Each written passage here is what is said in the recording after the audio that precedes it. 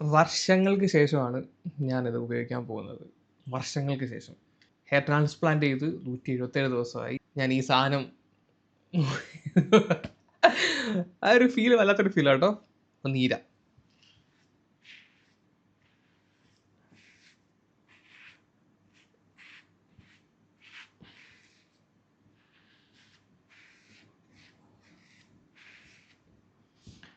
So ഇതാണ് hair transplant ചെയ്ത് 177ാമത്തെ ദിവസത്തെ എൻ്റെ റിസൾട്ട്. മാറ്റം ഉണ്ടോ ഇല്ലയോ, കൊള്ളാവോ ഇല്ലയോ എന്നുള്ള കാര്യം നിങ്ങൾ തീർച്ചയായിട്ടും ആദ്യം തന്നെ കമന്റ് ചെയ്യുക. ഇതായിരുന്നു നമ്മൾ ഹെയർ ട്രാൻസ്പ്ലാന്റ് ചെയ്യുന്ന സമയത്തുള്ള എൻ്റെ കോലം. അവിടുന്ന് ഈ ഒരു ചേഞ്ച്, ഒരു റിസൾട്ട് ഉണ്ടോ ഇല്ലയോ നിങ്ങൾക്ക് തോന്നുന്നുണ്ടെങ്കിൽ ഉറപ്പായിട്ടും കമന്റ് ചെയ്തിട്ട് നിങ്ങൾ ബാക്കി വീഡിയോ കാണും. അപ്പം നമുക്ക് പുതിയൊരു വീഡിയോയിൽ കിടക്കാം. വീഡിയോ ഇഷ്ടപ്പെടുന്നുണ്ടെങ്കിൽ ഉറപ്പായിട്ടും സബ്സ്ക്രൈബ് ചെയ്യുക ഗൈസ്. അപ്പം വെൽക്കം ടു പുതിയ ഒരു വീഡിയോ. സ്ഥിരമായിട്ട് കുറേ മെസ്സേജുകൾ കമന്റ് സെക്ഷനിലൊക്കെ കമന്റ് വരാറുള്ള ഒരു സംഭവമാണ്, ചേട്ടാ ഹെയർ ട്രാൻസ്പ്ലാന്റ് ചെയ്തിട്ടുള്ള അപ്ഡേറ്റ് വീഡിയോ ഇടൂ. കുറേ കമന്റ്സ് വരാറുണ്ട്. സോ ഹെയർ ട്രാൻസ്പ്ലാന്റ് ജേണിയുടെ 4th എപ്പിസോഡാണിത്. നമ്മളിതിന് തൊട്ട് മുമ്പ് ഒരു 3 എപ്പിസോഡ് കണ്ടിട്ടില്ലാത്തവർ നിങ്ങൾ കണ്ടു കഴിഞ്ഞാൽ, ഹെയർ ട്രാൻസ്പ്ലാന്റ് ചെയ്യാൻ നിൽക്കുന്നവരാണെങ്കിൽ നിങ്ങൾക്ക് അത് ഉപകാരപ്പെടും. ഒരു 50 ദിവസം വരെയുള്ള കൃത്യമായിട്ടുള്ള അപ്ഡേറ്റ് ഞാൻ അതിനകത്ത് കൊടുത്തിട്ടുണ്ട്. ഇന്ന് ഞാനിപ്പോൾ ഈ വീഡിയോ എടുത്തുകൊണ്ടിരിക്കുന്ന ദിവസം ഹെയർ ട്രാൻസ്പ്ലാന്റ് ചെയ്ത് കഴിഞ്ഞ് 177 ദിവസമായിട്ടുണ്ട്. അപ്പം ഈ 50 ദിവസം തൊട്ട് 177 ദിവസം വരെയുള്ള എൻ്റെ ജേണിയാണ് ഞാൻ ഈ ഒരു വീഡിയോയിൽ പറയാൻ പോകുന്നത്. ജാനുവരി 20-നാണ് ഞാൻ ഹെയർ ട്രാൻസ്പ്ലാന്റ് ചെയ്തത്.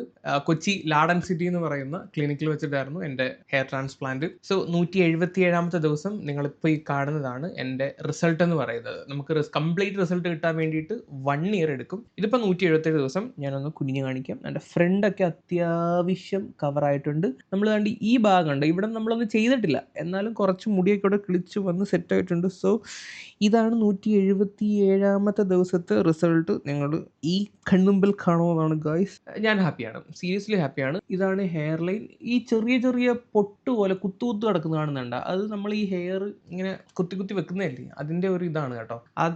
അതൊരു ഇതായിട്ട് എനിക്ക് ഫീൽ ചെയ്യുന്നുണ്ട്. പിന്നെ ഈ ഭാഗത്ത് ഒരു ഇച്ചിരിയും കൂടെ ഒന്ന് ഹെയർ ലൈൻ താത്തിരുന്നെങ്കിൽ നന്നായേനെ എന്നും തോന്നിയിട്ടുണ്ട്. ബട്ട് കുഴപ്പമില്ല, അവർ താക്കാതിൻ്റെ റീസൺ എന്ന് പറഞ്ഞാൽ ഒന്നാമത് നമുക്ക് ഹെയറിൻ്റെ ക്വാളിറ്റി ഭയങ്കര കുറവായിരുന്നു. മാക്സിമം ഫ്രണ്ടിലോട്ട് താത്ത് കഴിഞ്ഞാൽ അത്രയും കവറേജ് ബാക്കിലോട്ട് കുറയും, അതുകൊണ്ടാണ് അവർ താക്കാനത്. ബട്ട് കുറച്ച് കിളിച്ച് വന്നപ്പം അത്യാഗ്രഹം കൂടി, കുറച്ചും കൂടെ ഒന്ന് താത്തിരുന്നെങ്കിൽ നന്നായേനെ എന്നൊരു തോന്നൽ, അത്രേ ഉള്ളൂ. ബട്ട് ഒന്നുമില്ലാത്തതിനേക്കാൾ ഞാൻ ഹാപ്പിയാണ് ഇപ്പോഴത്തെ ഈ ഒരു കണ്ടീഷനിൽ. സോ ദിസ് ഈസ് ദ എൻ്റെ 177ാമത്തെ ദിവസത്തെ result.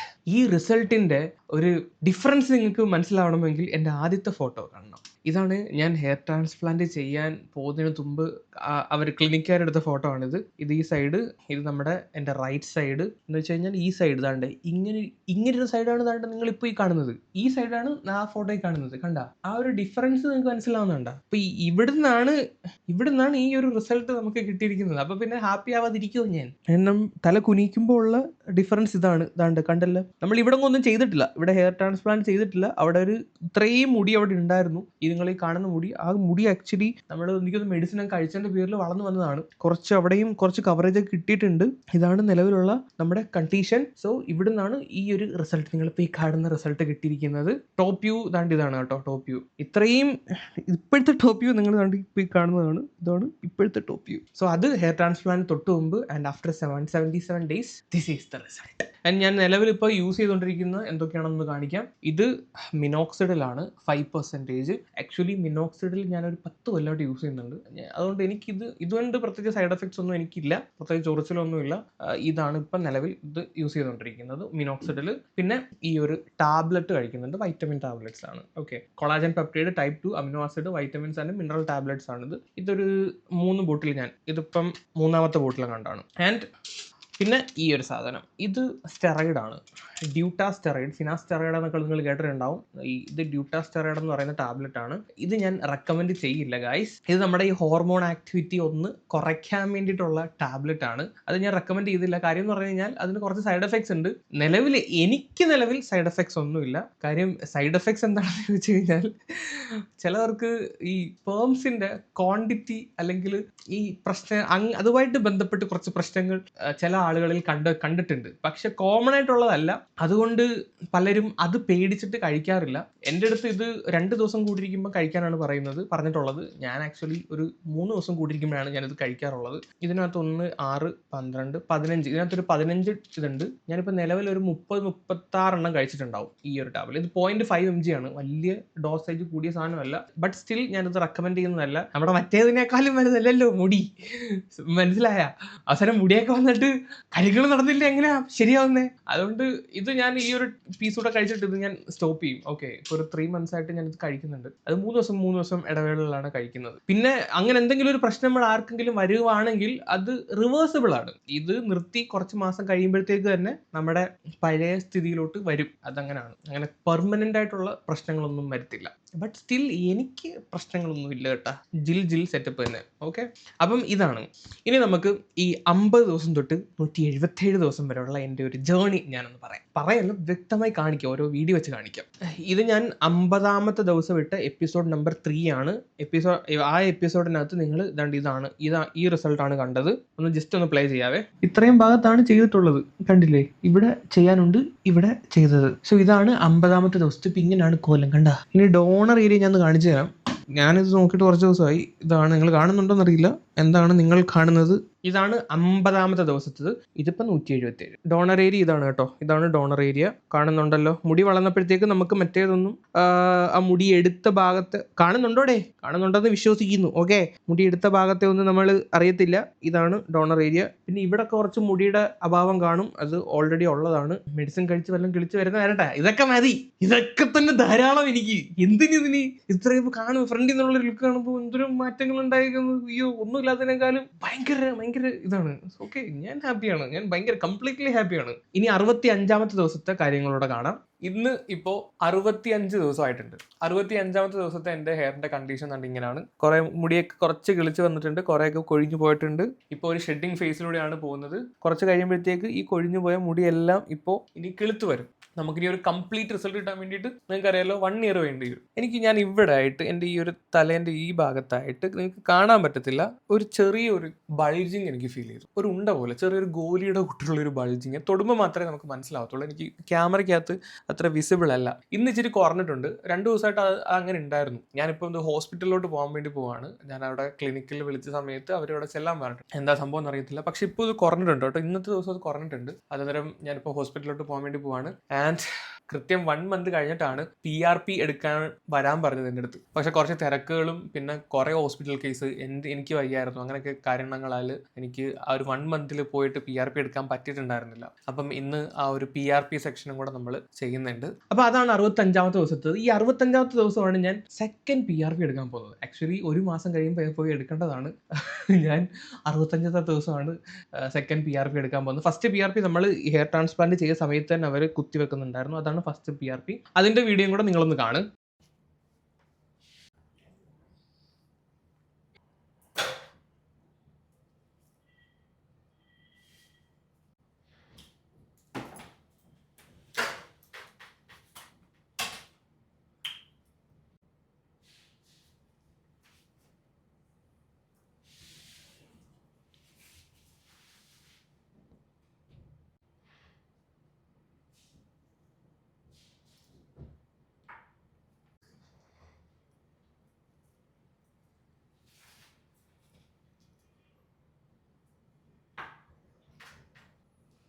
Okay.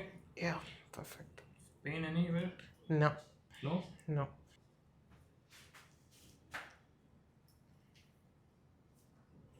No pain, right? बिल्कुल नहीं है. अच्छा से किया. If you have pain, you can take paracetamol plain. Okay? बाद में आएगा. अगर होता है तो. If Okay. required, then Okay. Okay. PRP എടുക്കുന്ന സമയത്ത് ചെറിയ വേദന ഉണ്ടാവും. അത് കുത്തിവെക്കുന്ന ഡോക്ടറിന്റെ കൈപുണ്യം പോലെ ഇരിക്കും നമ്മുടെ വേദന കൂടുതലും കുറവൊക്കെ. എനിക്ക് ഡോക്ടർ മലൈ എന്ന് പറയുന്ന പുള്ളിയുടെ പേര് അങ്ങനെയാണെന്ന് തോന്നുന്നു. പുള്ളിയാണ് എനിക്ക് സെക്കൻഡ് PRP എടുക്കുന്നത്. ഫസ്റ്റ് PRP എടുക്കാൻ നമുക്ക് വേദന അറിയൂല. കാര്യം എന്ന് പറഞ്ഞാൽ ഓൾറെഡി ഈ ഫസ്റ്റ് PRP ട്രാൻസ്പ്ലാന്റ് ചെയ്തതിന്റെ ഇടയ്ക്കില്ല എടുക്കുന്നത്.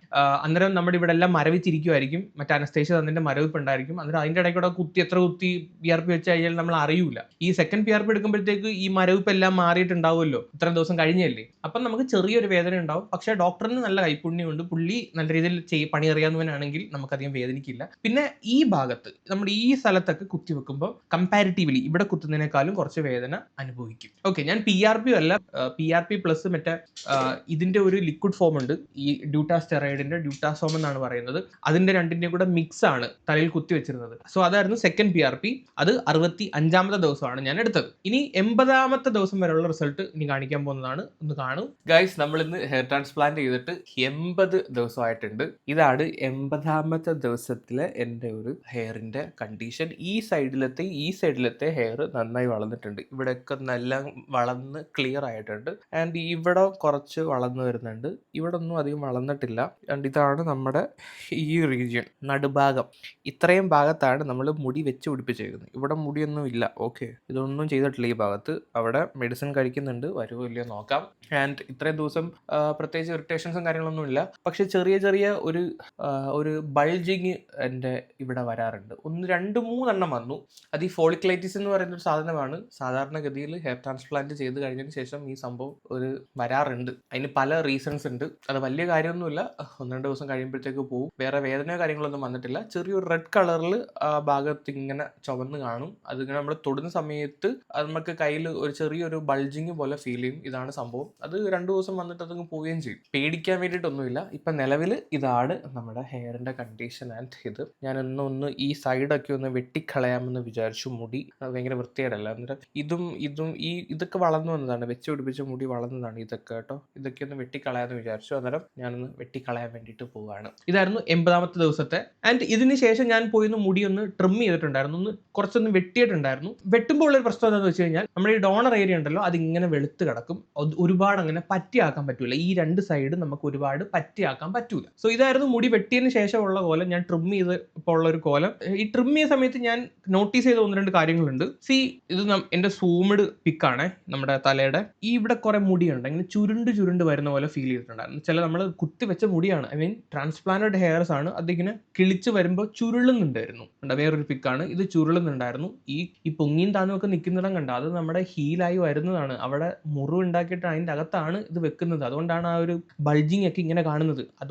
ഇത് ഭയങ്കര സൂം ചെയ്തെടുത്തേക്കുന്ന പിക്കാണ്, അതുകൊണ്ടാണ് ഇങ്ങനെ തോന്നുന്നത്. ഇതുപോലെ കേളി ഹെയർസ് ഇങ്ങനെ ചുരുണ്ട് വരുന്നുണ്ട് ഇടയ്ക്കിടയ്ക്കുള്ള 1-2 മുടികൾ കണ്ട. വേറൊരു പിക്കിൽ കണ്ട് ഇതുപോലെ കാണാൻ പറ്റുന്നതാണ്. ഇത് ഞാൻ ഹോസ്പിറ്റലിൽ പോയപ്പോൾ പുള്ളിക്കാരൻ്റെ അടുത്ത് ചോദിച്ചത് അങ്ങനെ വരുന്നതാണ്. അത് കുറച്ച് കഴിയുമ്പോഴത്തേക്ക് അങ്ങ് മാറുകയും ചെയ്യും. പിന്നീട് അത് കിളിച്ചങ്ങ് സെറ്റ് ആവുമെന്നും പറഞ്ഞു. ഇപ്പം നിലവിൽ അതുണ്ടോ എന്ന് അറിയത്തില്ല, കാര്യം ഇത്രയും മുടി കിളിച്ചിരിക്കുന്നുണ്ട് നമുക്ക് അറിയാൻ പറ്റില്ല. ഇതിൻ്റെ ഇടയ്ക്ക് വല്ലതും ചുരുണ്ട് നിൽക്കുന്നുണ്ട്. ഇനി എന്നും കാണാൻ മുട്ടയോ വല്ലതും അടിക്കുവാണെങ്കിൽ നമുക്ക് നോക്കാം. പക്ഷെ നിലവിൽ പ്രഥമ ദൃഷ്ടിയിൽ അങ്ങനെയുള്ള പ്രശ്നങ്ങളൊന്നും പിന്നീട് വന്നിട്ടില്ല. അത് കുറച്ച് 1-2 മുടികൾ മാത്രമായിരുന്നു അങ്ങനെ ചുരുണ്ട് വന്നിട്ടുണ്ടായിരുന്നത്. ഇതാണ് 106ാമത്തെ ദിവസത്തെ എൻ്റെ ഹെയറിന്റെ കണ്ടീഷൻ. ഞാൻ മുടി വെട്ടിയിട്ട് കുറച്ചുകൂടെ വളർന്നു. 106ാമത്തെ ദിവസം ഈ രീതിയിലായിരുന്നു. സൈഡൊക്കെ വേണ്ട ഇങ്ങനെ ഇരിക്കുകയായിരുന്നു കേട്ടോ, കണ്ടല്ലോ. ഇവിടൊക്കെ എന്ന് പറഞ്ഞാൽ കംപ്ലീറ്റ് ഒരു വൈറ്റ് ആണ്. ആ വൈറ്റ് കിടന്ന സാധനമാണ് നമ്മൾ ഇവിടെ മുടി വെച്ചിട്ടില്ലേ, ഈ മുടി ഇങ്ങനെ ഒരു സാധനമാണ് ഇങ്ങനെ ആയത്. എനിക്ക് വന്നാൽ മരുന്നിന്റെ എഫക്റ്റ് വല്ലതും ആയിരിക്കും. പിന്നെ ഈ മിനോക്സിലൊക്കെ വാരി തേച്ച വൈറ്റമിൻ ടാബ്ലറ്റ്സ് ഒക്കെ പ്രോപ്പറായിട്ട് കഴിച്ചതിന്റെ ഭാഗമായിട്ട് നമുക്ക് വളർന്നു വന്ന ഹെയർസ് ആയിരിക്കും. നമ്മളിപ്പോ നിങ്ങൾ ഈ കാണുന്നതും തമ്മിൽ നല്ല ഡിഫറൻസ് ഇല്ലേ നോക്കിയേ.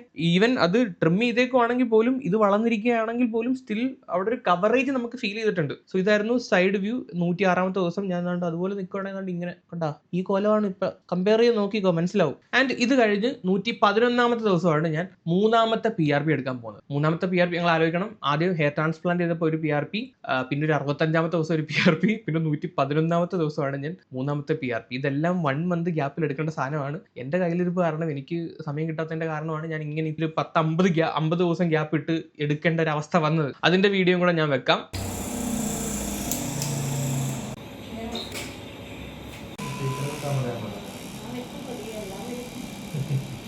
ഈ വീഡിയോയ്ക്കകത്ത് പുള്ളിക്കാരത്തിയുടെ കയ്യിൽ ഒരു വൈബ്രേറ്റർ ഇരിപ്പുണ്ട്. അത് കണ്ടിട്ടാരും തെറ്റിദ്ധരിക്കേണ്ട. ഈ സാധനം നമ്മുടെ തലയിലോട്ട് ഇഞ്ചെക്ട് ചെയ്ത് വെക്കുന്ന സമയത്ത് അവിടെ എല്ലാം നല്ല രീതിയിൽ സ്പ്രെഡ് ആവാൻ വേണ്ടിയിട്ടാണ് പുള്ളിക്കാരത്തി ആ ഒരു സാധനം യൂസ് ചെയ്യുന്നത്. ഓക്കെ, അത് വെച്ച് ട്രോളി ആയിരിക്കും വന്നേക്കല്ലേ. ഈ PRP എനിക്ക് അത്ര പെയിൻ ഒന്നും വന്നില്ലായിരുന്നു. ഞാൻ നേരത്തെ പറഞ്ഞ പോലെ എൻ്റെ ഈ ഭാഗം കുറച്ച് സെൻസിറ്റീവാണ്. ഈ ഭാഗം നമ്മുടെ ഈ നെറ്റിയുടെ ഈ ഭാഗം ഉണ്ടല്ലോ, ഇവിടെയൊക്കെ കുത്തി വെക്കുന്ന സമയത്ത് ചെറിയൊരു പെയിൻ വരാറുണ്ട്. ബട്ട് ഇവിടെ പിന്നെ ഉച്ചിക്കിടെ ഈ താപ്പോട്ട് പോകുന്ന സമയത്ത് ചെറിയൊരു പെയിൻ വരാറുണ്ട്. നമ്മുടെ ഈ നടുക്ക് ഭാഗത്ത് കുത്തിയത് വലിയ കാര്യമൊന്നുമില്ല. പട്ടപ്പെട്ടേന്ന് കുത്തി സെറ്റപ്പ് ചെയ്തിട്ട് പോവാം. ഇവന് PRP ചെയ്ത് കഴിഞ്ഞിട്ട് നിങ്ങൾ വെയിൽ കൊള്ളരുത്, സെറ്റ് ആകരുത്, അതേ ദിവസം കുളിക്കരുത്. ഞാൻ ഈ PRP മാത്രമല്ല, PRP പ്ലസ് LD എന്ന് പറയുന്ന ഒരു സാധനം കൂടാണ് എടുത്തേക്കുന്നത്. നമ്മുടെ ബ്ലഡിനകത്ത് പ്ലാസ്മ സെപ്പറേറ്റ് എടുത്ത് പിന്നെ ഈ ഡ്യൂട്ടാസോം മിക്സ് ചെയ്ത് എന്നിട്ടാണ് നമ്മുടെ തല ഇഞ്ചെക്ട് ചെയ്തത്. നോർമൽ PRP അല്ല ഞാൻ എടുത്തിട്ടുള്ളത്. ഓക്കെ, അതിൻ്റെയൊക്കെ ഒരു റിസൾട്ട് ആയിരിക്കും നമ്മളിപ്പോൾ ഈ കാണുന്നത്. അങ്ങനെ ഈ 111 ദിവസം കഴിഞ്ഞ് ഇനി 136 ദിവസം ആയപ്പോൾ ഞാൻ എടുത്തൊരു വീഡിയോ ഉണ്ട്, അതുകൂടെ നിങ്ങൾ കാണുക. 136 ഡേയ്സ് ആയിട്ടുണ്ട്. ഇതാണ് 136ാമത്തെ ദിവസത്തെ എൻ്റെ ഹെയറിൻ്റെ കണ്ടീഷൻ. ഇവിടെയൊക്കെ അത്യാവശ്യം വളർന്ന് വന്നിട്ടുണ്ട്. ഓക്കെ, ഈ സൈഡിലൊക്കെ മുടി വളർന്നിട്ടുണ്ട്, ഇവിടെയും വളർന്നിട്ടുണ്ട്. ഫ്രണ്ടിലത്തെ ഇത്രയും സൈഡ് മാത്രമാണ് നമ്മൾ ചെയ്തിട്ടുള്ളത്. ഇത്രയും ഭാഗത്ത് കിളിക്കുന്നുണ്ട്. ഇതാണ് 136ാമത്തെ ദിവസത്തെ എൻ്റെ ഹെയറിൻ്റെ കണ്ടീഷൻ. ഹെയറിൻ്റെ കണ്ടീഷൻ ഡേ ലൈറ്റിൽ കണ്ടാൽ മാത്രമേ അത് കൃത്യമായി എത്ര വളർന്നിട്ടുണ്ട് എന്ന് മനസ്സിലാത്തുള്ളൂ. നമ്മളിപ്പം പെരക്കകത്തേക്കാണ്, ഈ ലൈറ്റ് കണ്ടു കഴിഞ്ഞാൽ ഒന്നും മനസ്സിലാവില്ല. പുറത്തോട്ടിറങ്ങി ഇതാണ്ട് ഈ ലൈറ്റ് ഇതാണ്ട് ഇങ്ങനെ ഫ്രണ്ട് വ്യൂ ഒക്കെ നോക്കുമ്പോൾ ഓക്കെയാണ്. പക്ഷേ 4 മാസം ആയതേ ഉള്ളൂ, ഗ്രോത്ത് തുടങ്ങിയിട്ടേ ഉള്ളൂ. ഇത് ഇങ്ങോട്ട് തക്കുമ്പോൾ ഈ രീതിയിൽ ഇവിടെ നല്ല രീതിയിൽ ഉള്ളില്ലാത്ത കാണാൻ പറ്റും. ഇത് കിളിച്ച് വന്ന് ഇത്രയും ഭാഗം കവർ ആവും. ഇതാണ് നമ്മുടെ നോർമൽ ലൈറ്റിങ്ങിലുള്ള ഹെയറിൻ്റെ കണ്ടീഷൻ. വേറൊരു പ്രശ്നം എന്താണെന്ന് വെച്ച് കഴിഞ്ഞാൽ ബാക്കിലാണ്. ഹെയറിൻ്റെ ബാക്ക് സൈഡിൽ ഞാനിപ്പോൾ മുടി വെട്ടിയിട്ട് വന്നതാണ്. അന്നേരം ഈ ഭാഗത്ത് നമുക്ക് പറ്റിയൊന്നും ഒടിക്കാൻ പറ്റില്ല. പറ്റി അടിച്ചു കഴിഞ്ഞാൽ നമ്മുടെ ഹെയർ എടുത്തേക്കുന്ന ആ പാച്ചസ് കാണാൻ പറ്റും. ആ സ്കിൻ അവിടുത്തെ ഇത്രയും സ്കിൻ ഇങ്ങനെ വെളുത്തിങ്ങനെ കിടക്കും. അത് ഒരു പ്രശ്നമാണ്. അത് നമുക്കിനി ഭാവിയിൽ SMP പിഗ്മെൻറ്റേഷൻ ഉണ്ട്, സ്കാൾപ്പ് മൈക്രോ പിഗ്മെൻറ്റേഷൻ. അതൊക്കെ ചെയ്തിട്ട് അത് ആ ഒരു വൈറ്റ് കളറിൽ ഹെയർ എടുത്ത റീജിയൻ കാണുന്നത് മാറ്റാൻ പറ്റത്തുള്ളൂ. ഒരു പരിധി വരെ നമുക്ക് പിഗ്മെൻറ്റേഷൻ ചെയ്യുന്നത് വഴി നമുക്ക് മാറ്റിയെടുക്കാൻ പറ്റുമെങ്കിൽ നമുക്ക് അങ്ങനെ ചെയ്യാം, നോക്കാം.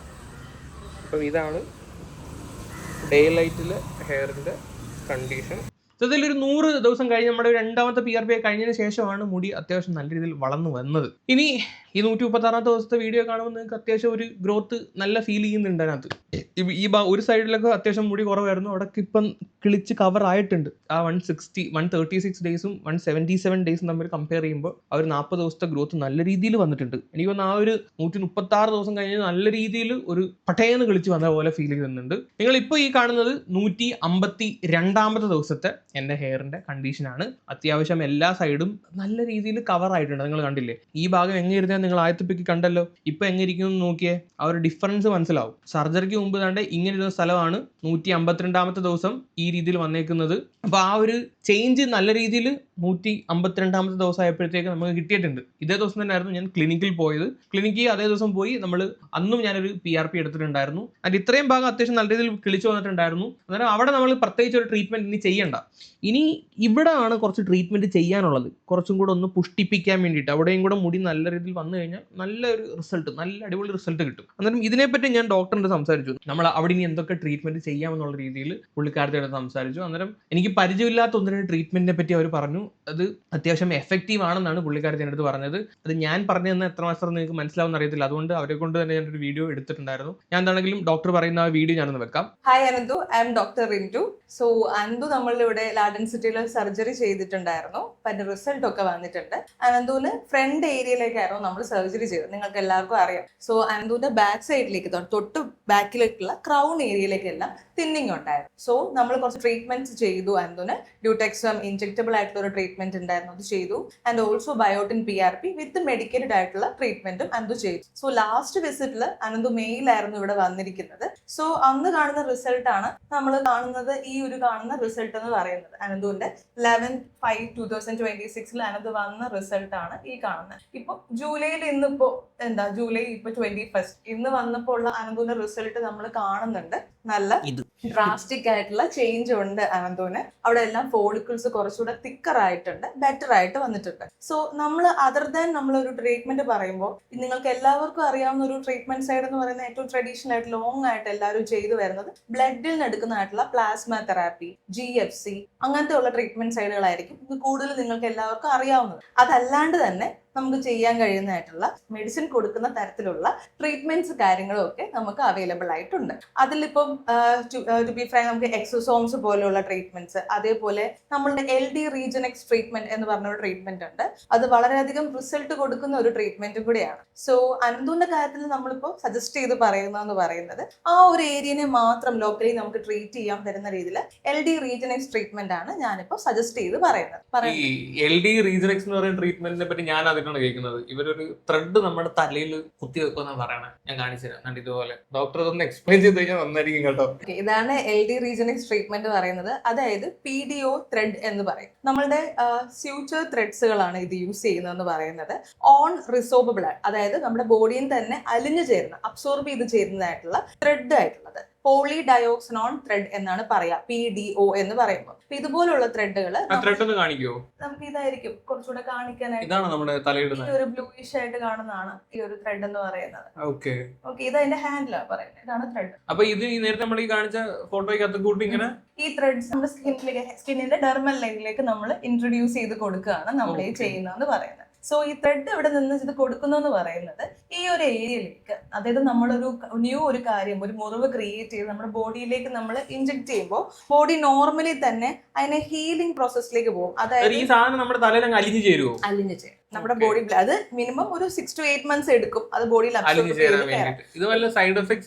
ഒന്നും തന്നെ ഇല്ല. ഇതിന് സൈഡ് എഫക്ട് ഒന്നും തന്നെ ഇല്ല. നമുക്ക് ആകെ ഒരു തോന്നുന്നു നമ്മൾ ഇൻജെക്ട് ചെയ്യുന്ന സമയത്തുള്ള ഒരു മിനിമൽ പെയിൻ ഉള്ളതായിരിക്കും. അത് നമുക്ക് നമ്പിങ് ക്രീം യൂസ് ചെയ്യാം, അല്ലെങ്കിൽ അണ്ടർ ലോക്കൽ അനസ്തേഷ്യ നമുക്ക് ചെയ്യാവുന്ന ഒരു പ്രൊസീജിയർ ആണ് ഇത്. നമുക്ക് ഇതിന്റെ ഒരു ഗുണം എന്ന് പറയുന്നത് ഇത് ഇയർലി ഒരിക്കൽ മാത്രം ചെയ്യാവുന്ന ഒരു ട്രീറ്റ്മെന്റ് ആണ്. കാരണം ഈ ത്രെഡ് നമ്മുടെ സ്കിന്നിനുള്ളിൽ നിൽക്കും ഒരു 6 to 8 months. സോ ഈ ത്രെഡ് ഇവിടെ കൊടുക്കുന്നു എന്ന് പറയുന്നത് അറൌണ്ട് ഒരു ഗ്രോത്ത് ഫാക്ടേഴ്സിനെ നമുക്ക് ഈ ഒരു ഏരിയയിലേക്ക് കളക്ട് ചെയ്ത് കൊടുക്കുകയാണ് ചെയ്യുന്നത്. അതേപോലെ സ്കിന്നിന്റെ ഏരിയയിലേക്ക് കൊളാജൻ ബൂസ്റ്റ് നമുക്ക് കൊടുക്കും, കൊളാജോജെനസിസ് എന്ന് പറയും. അപ്പോൾ ഈ ഒരു ഏരിയയിലേക്ക് എന്തെങ്കിലും ഫോളിക്കിൾസ് അവിടെ ഉള്ള ഏരിയയിലേക്ക്, കംപ്ലീറ്റ്ലി ബാൾഡ് ആയിട്ടുള്ള ഏരിയയിലല്ല, സംവാട്ട് ഫോളിക്കിൾസ് ഉള്ള ഒരു ഏരിയയിലേക്ക് നമ്മൾ ഈ ത്രെഡ് ഇൻട്രൊഡ്യൂസ് ചെയ്യുമ്പോൾ കൂടുതൽ ഗ്രോത്ത് ഫാക്ടേഴ്സിനെ കൊടുത്തുകൊണ്ട് ഹെയറിനെ ബൂസ്റ്റ് ചെയ്ത് കൊണ്ടുവരും.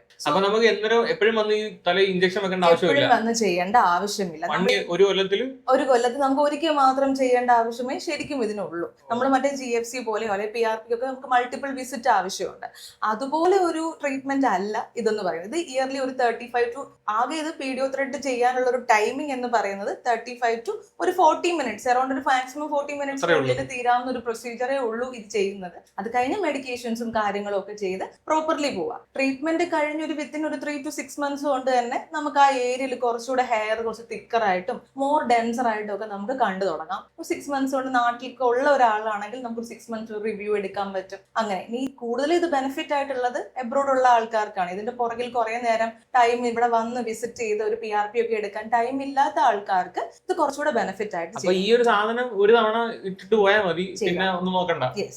മെഡിക്കേഷനും പോണം. അപ്പം ഇത് പുതിയൊരു അറിവാണ്, എനിക്ക് ഇതിനെപ്പറ്റി അറിയുന്നുണ്ടായിരുന്നില്ല. ഇവരിവിടെ വന്നപ്പോഴാണ് ഇങ്ങനൊരു സാധനം ഉണ്ടെന്ന് അറിയുന്നത്. സോ അതാണ് ഇവിടെ അത്യാവശ്യം ത്രെഡ്സ് കുത്തിവെക്കുന്ന പരിപാടിയാണ് ഗൈസ്. ഞാൻ ആദ്യമായിട്ടാണ് ഇങ്ങനെ ഒരു ട്രീറ്റ്മെന്റിനെ പറ്റി കേൾക്കുന്നത്. ഇത് മെയിനായിട്ട് ഈ ഗൾഫിലൊക്കെ പോകുന്ന ആളുകൾക്കാണ് കൂടുതൽ ചെയ്യുന്നത്. കാര്യം എന്ന് പറഞ്ഞു കഴിഞ്ഞാൽ നമ്മൾ PRP അല്ലെങ്കിൽ GFC ഒക്കെ ചെയ്യുന്ന സമയത്താണെങ്കിൽ ഓരോ മാസം ഇടവിട്ട് വന്നിട്ട് ഈ സാധനം കുത്തിവെക്കേണ്ട ആവശ്യമുണ്ട്. ഇതാകുമ്പോഴത്തേക്ക് ഒരൊറ്റ കുത്തി വെച്ചാൽ ഒരു 6 മാസം അവിടെ കിടന്നോളും. ഇത് തനിയെ അങ്ങ് ലയിച്ച് നമ്മുടെ സ്കിന്നിനകത്തോട്ട് അങ്ങ് ചേരുകയും ചെയ്യും. അത് പിന്നെ വലിച്ചെറിച്ച് കളയേണ്ട ആവശ്യം വരുന്നില്ല. സോ അങ്ങനെയുള്ള ഒരു ട്രീറ്റ്മെന്റ് ആണ്. ഞാൻ എന്താണെങ്കിലും നിലവിൽ ഇപ്പോൾ അത് ചെയ്യാൻ പ്ലാനിങ് ഇല്ല. കാര്യം എന്ന് പറഞ്ഞു കഴിഞ്ഞാൽ നമ്മുടെ കംപ്ലീറ്റ് റിസൾട്ട് വന്നതിന് ശേഷം അതിനെപ്പറ്റി ആലോചിക്കാമെന്ന് കരുതുന്നു. ഇപ്പോൾ ഒരു 177 days ആയിട്ടുള്ളല്ലോ. ഒരു കൊല്ലം കഴിയട്ടെ. അന്നേരം ഒരു കൊല്ലം കഴിഞ്ഞതിന് ശേഷം നമ്മുടെ ഹെയറിന്റെ കണ്ടീഷൻ ഏത് രീതിയിലാണെന്ന് നോക്കിയിട്ട് നമുക്ക് അതിനെപ്പറ്റി നോക്കാം.